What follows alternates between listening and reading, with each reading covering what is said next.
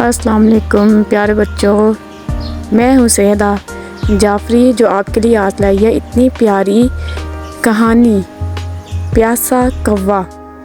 ایک دفعہ کا ذکر ہے کہ ایک کوا بہت پیاسا تھا۔ وہ پانی کی تلاش میں ادھر ادھر اڑنے لگا۔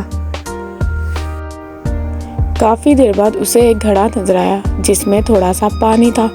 کوے نے گھڑے میں اپنی چونچ ڈال کر پانی پینے کی کوشش کی، لیکن پانی نیچے تھا اور وہ نہیں پی سکا۔